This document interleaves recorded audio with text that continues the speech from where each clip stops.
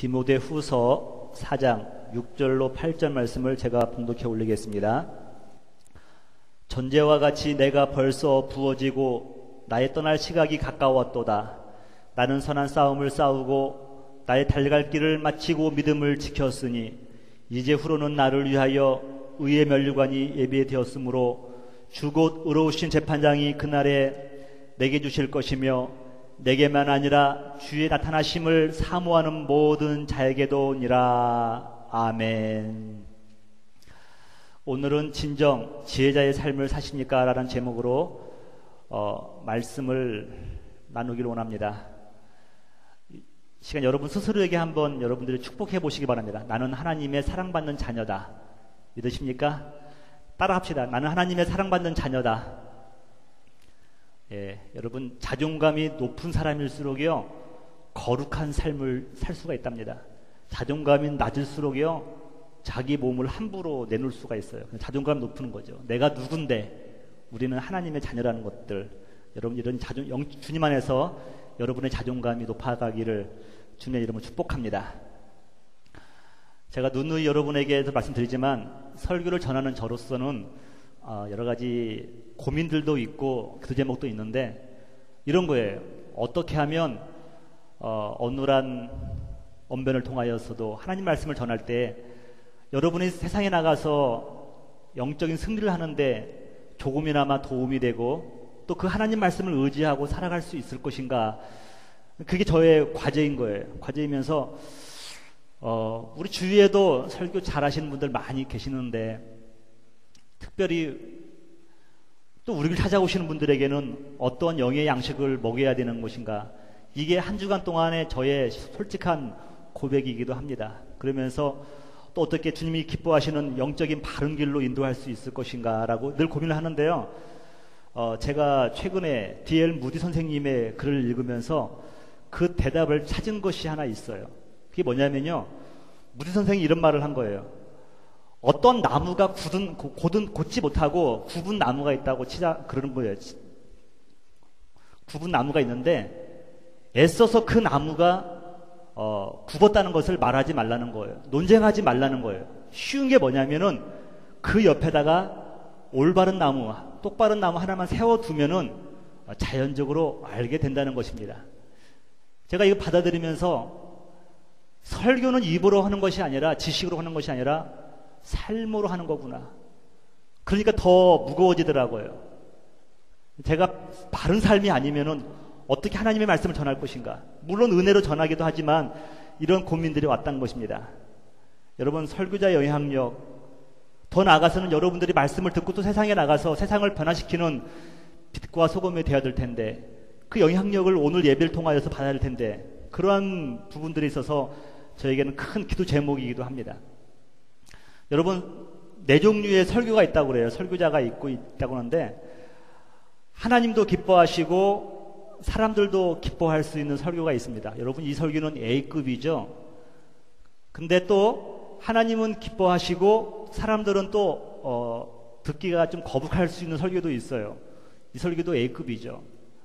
근데 하나님께서는 듣기를 싫어하는데 사람들은 듣기를 좋아하는 설교도 있을 수 있습니다.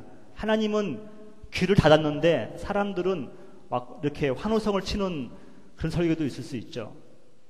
이 설교는 한 B급이나 C급 되겠죠. 마지막으로 D급은 뭐냐면요, 하나님도 귀를 닫고 성도도 귀를 닫는 설교, 그런 설교가 있을 수 있다는 겁니다.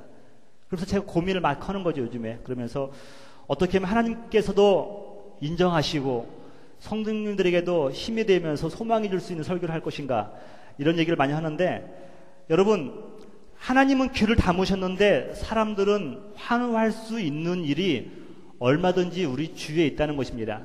그러면서 저 설교자에게도 지혜가 필요한 거예요. 하나님도 기뻐하시면서 성도님들에게도 그들에게 권면도 하면서 소망을 줄 수 있는 설교가 무엇인가 한번 생각을 해봤는데요. 민수기 20장에 보니까 모세가 하나님의 말씀을 받들어서 바위를 명하여 샘물을 내게 하라 라고 했는데 너무나 그가 분노가 치밀어온 거예요. 이 백성이 왜 입만 열면 원망일까? 왜 입만 열면 하나님을 향해서 원망을 하고 그들이 불안해할까? 화가 난 김에요. 하나님의 말씀을 어기고 그때 대언하지 못하고 그 반석을 자기 지팡이로 2번 칩니다. 여러분 그때 하나님은 귀를 닫으셨어요. 여러분 근데 백성들은 환호를 합니다. 왜냐하면 자기들이 그리워하던 기다리던 샘물이 터졌기 때문에 환호합니다. 일로 인해서 또 많은 동물들도 함께 먹을 수가 있었습니다. 그런데요 하나님은 끝내 귀를 닫고 말하셨어요. 그게 바로 민수기 20장 11절 12절 제가 한번 읽어볼게요.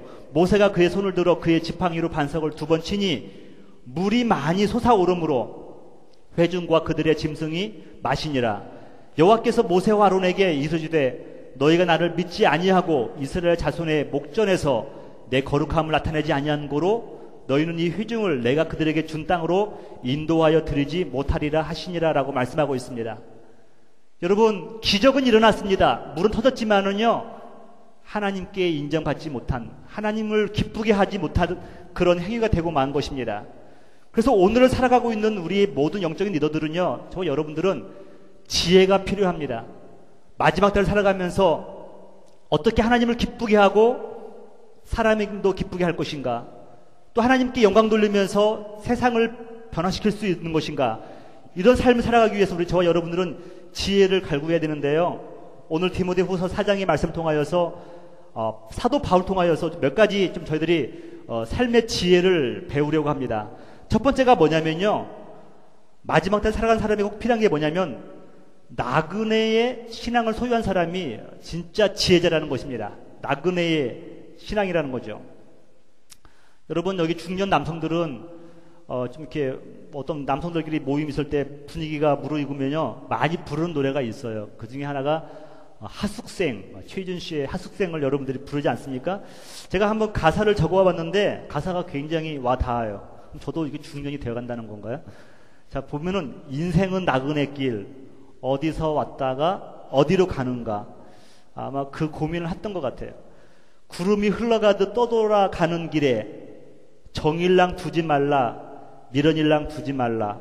여기까지는 아마 이 하숙생 그 작사를 누가 했는지 모르겠는데 굉장히 고민을 많이 한 것 같아요. 근데 그 다음에가 조금 아쉬워요. 인생은 나그네 길, 구름이 흘러가듯 정처 없이 흘러서 간다 그랬어요. 여러분 우리 세상 사람들은요 자기네가 나그네이다는 걸 압니다. 아는데 어디서 왔다가 어디로 가는지를 모른다는 거예요. 이것이 안타까움이죠.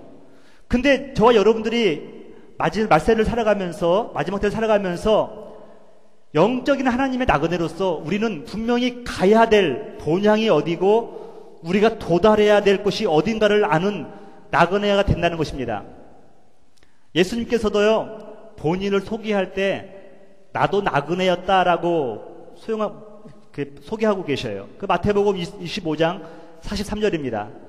내가 나그네 되었을 때에 너희가 영접하지 아니하였도다라고 말씀하고 있습니다. 예수님이 나그네로서 우리 가운데 오셨다 가셨는데 우리가 그를 영접하지 않았다는 것이 바로 염소들이 받는 책망이었습니다. 이처럼 우리 기독교 세계관은요 나그네들처럼, 나그네에게는요 출발점이 있고 이 여행을 마무리 접을 끝이 있다는 것입니다.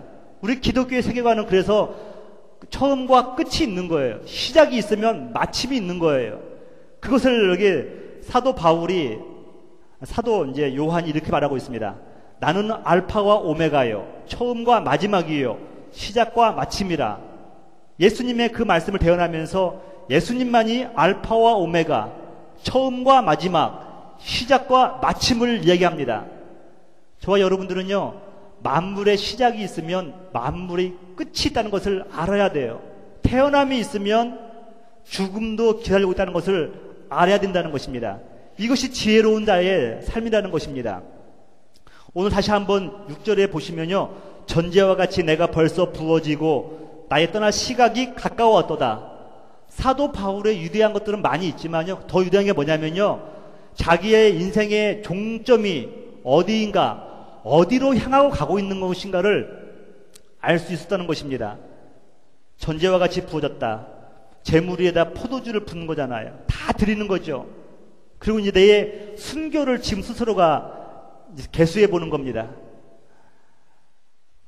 지난주에 제가 이제 아내랑 이렇게 대화를 하다 보니까 아내가 사모님이라고 하는 그런 사이트를, 사모만 들어갈 수 있는 사이트인가 봐요. 사모님들끼리 모여서 유머도 나누고, 그런데 거기에 재미있는 글이 하나 올라왔다는 거예요. 프로그램이 하나 올라왔는데 뭐냐면요, 여러분의 죽을 날짜를 예상하는 프로그램이 올라왔습니다. 그러면서 뭐라고 올라왔냐면, 우리 생명은 하나님께 소관된 것인데, 한번 재미로 해보세요 라고 나왔더라고요. 그러면서 제가 그 프로그램을 클릭한 다음에 여러 가지 문항이 있어요. 설문조사를 하는데 이런 것도 있죠. 부모님 중에서 지금 살아계시느냐, 현재 나이가 몇 살이냐, 조부모님은 오래 살았느냐, 90세를 넘은 분이 계시느냐, 막 이런 것들이 있는 거예요. 그러면 중간에 또 어떤 것이 있냐면은 짧고 굵게 살길 원하느냐, 그냥 중간으로 살길 원하느냐, 가늘고 길게 살길 원하느냐, 이런 것들이 많이 있는데 한번 재미삼아서 한번 클릭을 해봤어요. 그랬더니 얼마로 나왔냐면요, 81세로 나온 거예요. 81세로. 아직 보니까 한 35년 정도 남은 거예요. 그리고 제가 또 몇 가지를 이렇게 한번 더 클릭 해봤습니다. 어떤 거냐면 염세주의적으로 좀 삶을 원망하고 삶에 비참하고 이런 부분을 클릭해봤더니요, 어떻게 나오냐면 이미 죽은 사람으로 나옵니다. 여러분, 데스클락닷컴 이런 데 들어가도 여러분들이 한번 재미삼아서 한번 보시면서 그러면 막연하게 언젠가가 아니라 좀 이렇게 구체적으로 그분들이 많은 통계에 의해서 했던 프로그래밍 같습니다. 여러분, 닥쳐올 죽음을 안다는 것 일반적으로 저주입니다. 여러분 죄송합니다만 일주일 안에 여러분에게 무슨 일이 있다고 한다면 여러분들은 그걸 여러분들이 아는 순간 여러분들은 손에 아무것도 잡히지 않을 겁니다. 왜냐하면 두렵기 때문에 그렇죠. 그런데 사도 바울과 같이 주님의 사명을 붙들고 자기가 어떻게 되어질 것을 알고 있던 사람들은요, 오히려 그것이 축복인 걸 알았어요. 왜냐하면 또 다른 시작인 걸 알았다는 것이죠. 또 다른 시작, 죽음은 또 다른 시작이라는 걸 알았고 영혼의 시작이라는 것을 알았습니다.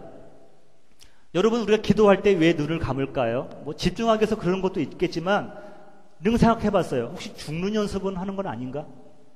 아니면 눈을 감는 건 뭘까? 눈에 감을 때는요, 보이는 것이 전부예요.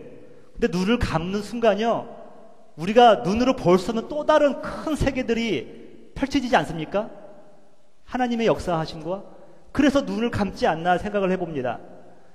여러분, 죽음을 두려워하지 않는 신앙, 끝을 바라볼 수 있는 신앙은요, 어떤 신앙이냐면요, 분명히 그 인생 가운데서 무언가를 이루어낼 수가 있고 또 영생을 출발하는 그런 신앙 인생을 살아갈 수 있다는 것입니다. 성경에 보니까요, 에스더라는 여인이 나오는데 보통 여인이 아닙니다. 여러분, 노예로 끌려갔는데 왕비가 됩니다. 아수에르 왕의 왕비가 됐는데 그 당시에 페르시의 이인자 그 하만이라는 사람이요, 이스라엘 백성들을요 눈의 가시처럼 여기는 거예요. 특히 모르드게를요 못 잡아먹어서 안달이에요. 기회만 되면 모르드게를 죽이려고 하는 사람이 바로 하만이었어요. 근데 그가 계략에 의해서 덫에 걸리게 되었고 모르드게와 이스라엘 백성들이 많이 죽게 될 상황이 처한 겁니다.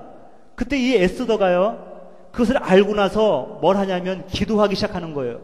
그게 에스더 4장 16절에 있는 말씀입니다. 한번 제가 읽어볼게요. 당신은 가서 수산에 있는 유다인을 다 모으고, 이 수산에는요 궁전이 있는데 이제 뭐랄까 이렇게 별장과 같은 곳이죠. 왕이 가는 별장 같은 곳이죠. 수산에 있는 유대인을 다 모으고 나를 위하여 금식하되 밤낮 3일을 먹지도 말고 마시지도 마소서. 나도 나의 시녀와 더불어 이렇게 금식한 후에 규례를 어기고 왕에게 나아가리니. 왕이 허락하지 않은 시간에 왕비가 나온다는 것, 누군가가 왕에게 온다는 것은요 반역을 상징하는 겁니다. 왕을 독살시키다든가 왕을 제거하기 위해서 누군가 나오는 것은요 모반이에요.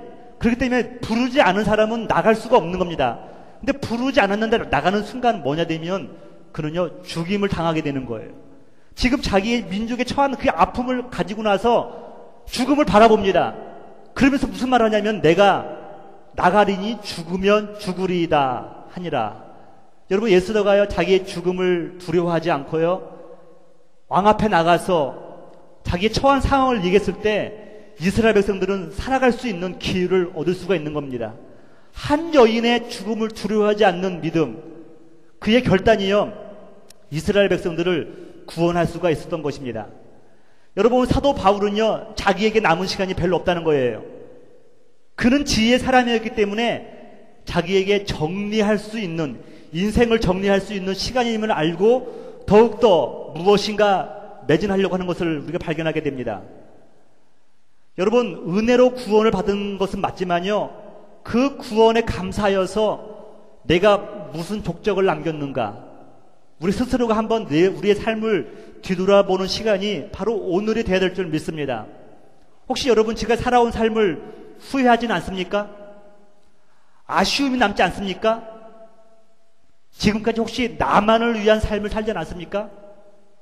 우리는 언젠가요, 지금은 후회하더라도 우리는 시간이 있지만요, 후회하더라도 시간이 남아있지 않을 때가 있을지도 모릅니다. 여러분들, 여러분들 오래전에 본 영화 중에서 그 쉰들러 리스트라는 영화 있었잖아요. 유대인들이 가스실로 가는데 그 사람이 자기 전 재산을 다 팔아가지고 그들을 다 사가지고 자기의 그 공장에 취직시키잖아요. 그러면서 그 생명을 살리잖아요. 근데 그가 마지막 장면에 인상적인 게 뭡니까? 그가 그러는 거예요. 내가 이 시계를 팔았다고 한다면 유대인 몇 명을 더 구할 수 있을 텐데, 내가 내 차를 팔았다고 한다면 또 수많은 사람들을 구할 수 있을 텐데, 그는 훌륭한 일을 했음에도 불구하고 마지막 순간에 후회를 하더라고요. 저와 여러분들은요, 내 인생의 시간이 얼마 남았는가, 사도 바울처럼 우리는 끝을 바라보면서 오늘 값진 인생, 오늘 허락된 오늘 인생, 이 인생 가운데서도 주님이 기뻐하는 삶이 무엇인가 생각하면서 승리하는 여러분 되시기를 주님의 이름으로 축원합니다. 이게 지혜로운 사람이라는 거예요. 두 번째로는 누가 지혜롭냐고 하면요, 시작한 일을 마무리할 수 있는 사람입니다. 오늘 7절에 보시면 나는 선한 싸움을 싸우고 나의 달려갈 길을 마치고 라고 표현하고 있어요. 시작한 일을 마쳤다는 것이에요. 여러분, 선한 싸움을 싸웠다고 하니까 여러분들이 행여나 무슨 이렇게 교회 안에서 악유를 했다든가 그런 걸 말하는 건 아닙니다. 순전히 복음을 위해서만 자기의 일생을 다 허비했다는 것입니다. 영적인 걸 싸웠다는 것이죠. 어제 새벽 예배 때 제가 새벽 예배를 전하면서 사도 바울이 갈라디아 교인들에게 권면하는 메시지를 다시 한번 여러분에게 전하고 싶습니다. 그 5장 11절인데요. 사도 바울이 싸웠던 것은 뭐냐면요, 복음을 막는 세력이었어요. 또 복음을 막는 신학이었고 복음을 막는 이론이었어요. 5장 11절에 보니까 형제들아, 내가 지금까지 할례를 절한다면 어찌하여 지금까지 박해를 받으리요. 다른 말로 하면 세상 사람들이 원하는 이야기를 해주고, 그들이 듣기를 원하는 소리를 해주고, 그들과 타협하고 세상과 짝꿍하고 그들 걸 들어주고 서로 섞어가면서 살았다고 한다면 나에게 무슨 박해가 있었겠느냐. 그러나 나는 그런 삶을 살지 않았다는 겁니다. 그러면서 말하기를 그리하였으면 십자가의 걸림돌이 제거되었으리니, 그러나 그는 유대인들의 유대주의의 그 할례를 행하지 않았기 때문에 자기가 동족들로부터 많은 핍박을 받았다라고 말씀하고 있는 거예요. 이것이 사도 바울이 말하는 선한 싸움입니다. 여러분들에게 주어진 선한 싸움이 무엇입니까? 부부싸움이 선한 싸움 절대 아니에요, 여러분. 내 복음을 전하기 위해서, 예수 그리스도의 십자가와 부활을 전하기 위해서 오늘도 내가 세상 것들과 세상의 잘못된 가치관과 내가 싸우는 것들이요, 파헤쳐 나가는 그 삶, 그 자체가 선한 싸움이라는 것을 성경에서는 말씀하고 있습니다. 사도 바울은 선한 싸움만 한 것이 아니라요, 이것만으로 끝나지 않고 뭐라고 말하고 있냐면요, 나의 달려갈 길을 마쳤으니 라고 표현하고 있어요. 마쳤으니. 제가 최근에 어느 구약 신학자로부터 아주 인사에서 넘치는 그런 이야기를 들은 것이 있습니다.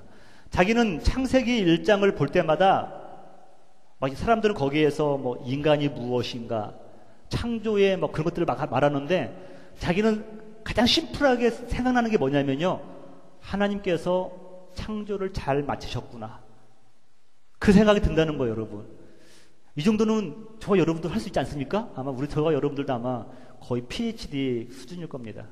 필로소피 오브 드라이브, 우리 좀 다른 데로 다 PhD가 있죠. 우리 여러분, 하나님께서 만약에 창조를 잘 마치지 않았다 한다면 어떤 일이 벌어질까요? 만약에 셋째 날로 멈췄다, 무슨 일이 일어날까요, 여러분? 다섯째 날을 스킵하시고 여섯째 날을 했다고 한다면 저와 여러분에게는 어떠한 일이 일어났을까요?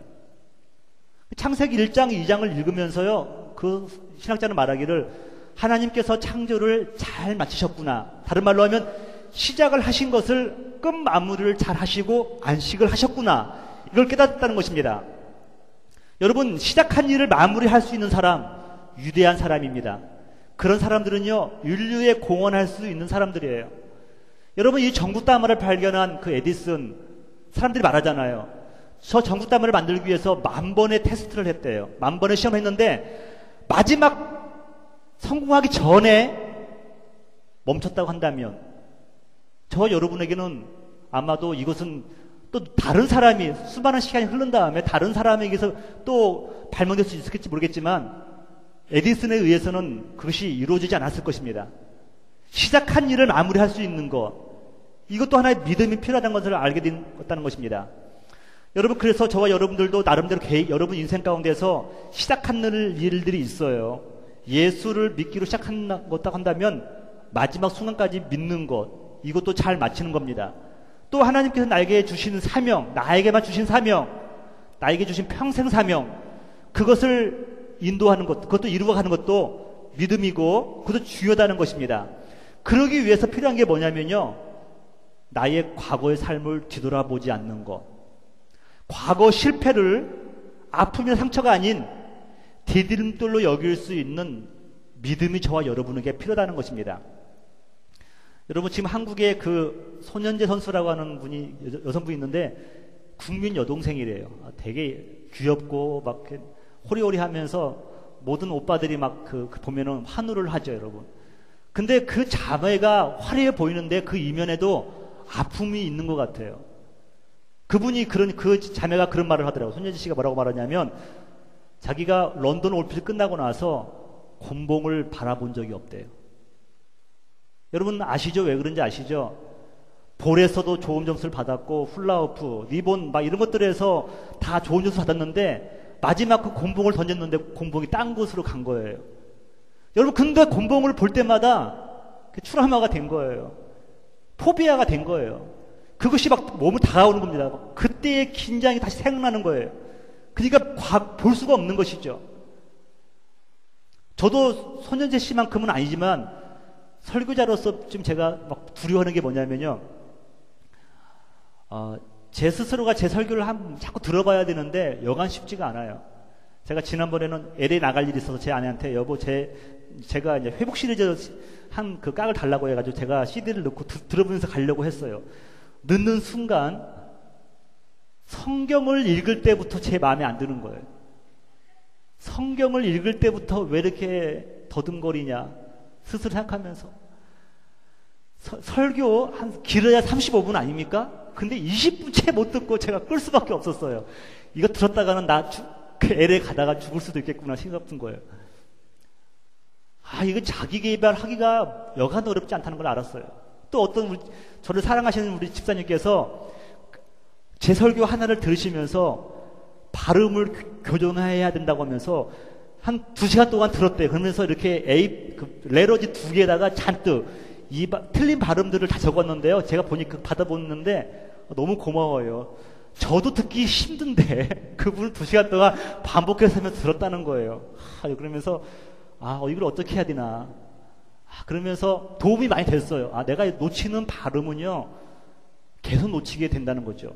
그래서 제가 조금 도움이 되는데 또 부모님이 주신 성품이 어디 가겠습니까? 그러면서 설교자로서 제 설교를 또 듣는다는 거 참 비해요. 근데 제가 최소한 일주일에 한 번 정도는 들어요.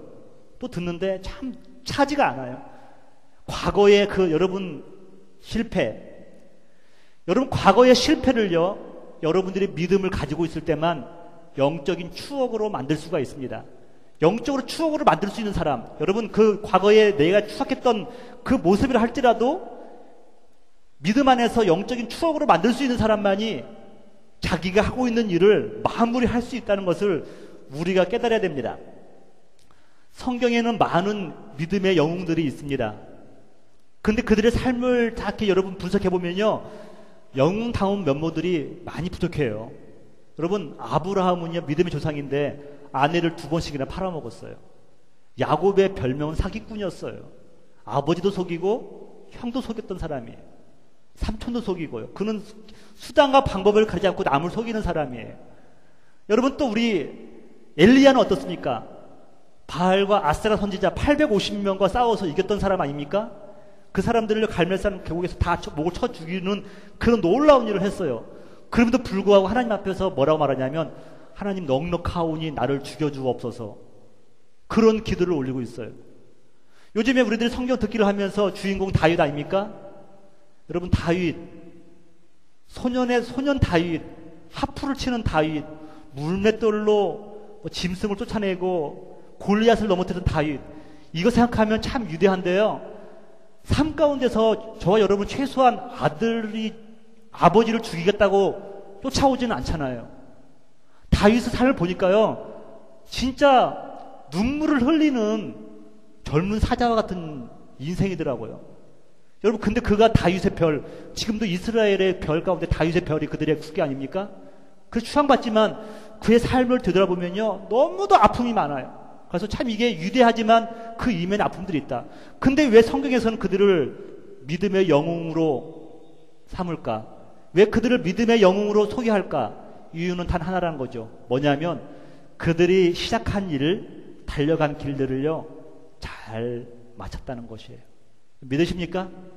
그들이 잘나서가 아니라 그들이 시작한 일을 주 안에서 잘 마쳤다는 것, 그것이 바로 그들이 영웅이 될 수 있다는 것입니다. 제가 이제 여러분과 함께 이민 목회를 시작하면서요, 이런 고민을 해요. 제가 미국도 잘 모른다. 이민자의 삶도 잘 몰라요. 그래서 제가 이민자에 관계된 책도 많이 읽어볼 노력을 하고요. 특별히 이제 한국 사람으로서 미국에서 살아가기 위해서, 미국도 이해를 하기 위해서 어떤 책을 읽을까 하다가 좀 재미도 있을 것 같아가지고 제가 빌 클린턴과 힐러리 클린턴, 빌 클린턴과 힐러리, 이 두 책을, 두꺼운 책들인데 제가 그걸 도서관에서 빌다가 읽은 적이 있어요. 읽으면서 힐러리 것도 참 은혜로 많이 받았지만, 깨달은 것도 많이 했지만 은혜는 아니고, 빌 클린턴 것을 읽으면서 깨달은 게 뭐냐면요, 야, 이게 미국 사람들의 특성이라고 한다면 참 위대하다. 여러분, 제가 책을 읽다 보니까 순간순간마다 내가 이러한 정책을 했는데 이것은 실패했다. 스스로가 자서전을 쓴 거예요. 근데 뭐라고 썼냐면, 대부분 한국 사람들은 자기 자서전을 쓸 때 잘한 것을 쓰지만 그 자서전의 상당 부분이 내가 실패할 수밖에 없었던 이유, 내가 관과했던 이유, 상대방의 말을 듣지 않아서 실패했던 것들을요, 거기에 세밀하게 적어놓은 거예요. 그러보면서 이런 거죠. 나도 부족한 사람이었고, 나도 실수를 많이 했다는 것을 스스로 고백을 하더라고요. 또 그러면서 또 하나 깨닫는 게 뭐냐면, 자기와 정적이었던 부시 대통령이 그 장애인들을 위해서 어떤 법안을 서명할 때 또 그 백악관에 몰려가서 축하해주면서 같이 축배를 나누면서 서로 축하해주는 겁니다. 야, 이런 걸 보면서 한국의 정치는 언제 이렇게 좀 성숙해질 수 있는 것인가? 그러면서 그들은요, 백성들이 편안하고 백성들에게 유익한다고 한다면 당쟁과 상관없이 적극적으로 지지하는 그런 모습들을 보게 되었어요. 다 그런 건 아니지만 그 빌 클린턴 책을 보니까요, 그런 부분이 몇 개 나오더라고요. 그러면서 그가 여러 가지 스캔들도 만들었지만, 여러분, 그가 위대한 대통령으로서 미국민들 앞에 설 수 있는 근거는 무엇입니까? 그래도 그가 무사히 시작했던 일들을 잘 마쳤다는 거예요. 자기가 무사히 마쳤다는 거예요. 이것이 그가 위대한 것을 말해주고 있는 것입니다. 오늘 저와 여러분들이 붙잡아야 될 것이 무엇입니까? 저와 여러분에게는 저랑 다 틀리잖아요. 사명은 각자잖아요. 저와 여러분에게 주신 하나님의 것들이 있는데 그걸 잘 붙드시고 잘 마치시기를 주님의 이름으로 축원합니다. 이것이요, 마지막 때를 살아가고 있는 지혜자에 필요한 것이라는 겁니다. 오늘 마지막으로는요, 끝까지 믿음을 지키는 사람이 참 지혜자라는 것입니다. 사도 바울이 말하기를 달려갔기를 마치고 믿음을 지켰으니 그랬어요. 중도에 포기하지 않을 힘은 어디서 나오는 것인가? 그럼 믿음에서도 나오기도 하고요. 또다시 뭐냐면 소망에서 나오는 거예요. 소망. 소망은요, 우리로 하여금 힘을 내게 하는 겁니다. 힘을 나오게 하는 거예요. 제가 최근에 윤 장로님으로부터 소망이 그렇구나라는 것을 들은 적이 있어요. 윤 장로님이 이런 얘기를 해주시는 거예요. 어느 선교사가 선교지를 갔는데 두 부족이 있었다는 거예요. 근데 이 두 부족이 전부 다 쫄쫄 굶고 있는 거예요. 먹을 거 양식이 없는 거예요. 근데 이 선교사가 한 그 부족에게는요, 내가 음식을 가지고 돌아오마라는 말을 했다는 거예요. 그런데 그 다른 부족에게는 차마 이 말을 못하고 떠나게 되었대요. 돌아오려고 마음을 먹었는데 나중에 음식을 가지고 돌아와 보니까요, 이 말을 했던 그 부족은 살아있더라는 거예요. 왜 그렇죠? 소망이 있었던 거예요. 소망은요, 내 생명을 연장할 수 있는 에너지가 나오는 겁니다. 힘이 나오는 거예요. 그런데 그 말을 하지 못했던 그 부족은요, 다 아사했다는 거예요. 왜 그랬을까요, 여러분? 음식이 없어서가 아니에요. 그들에게는요, 소망이 없었기 때문에 죽을 수밖에 없다는 것이죠. 여러분, 우리가 이 믿음으로 말미암아서, 오직 믿음은 우리에게 뭘 주냐면요, 소망을 주는 겁니다. 소망은 믿음을 통하여서 우리는 온다는 것을 갈라디아서 5장 5절에서 말씀하고 있어요. 다 같이 한번 읽어보실래요? 우리가 성령으로 믿음을 따라 의의 소망을 기다리노니, 믿음이 없으면요, 의의 소망을 우리가 기다릴 수가 없다는 거예요. 그리스도 예수 안에는 할례나 무할례나 효력이 없어되 사랑으로서 역사하는 믿음뿐이니라. 오직 믿음만 통하여서 저와 여러분은요, 마지막 주님 앞에 설 수 있고, 또 주님의 그 구원의 문을 열 수 있는 키가 바로 믿음이라는 것을 성경에서는 말씀하고 있는 것입니다.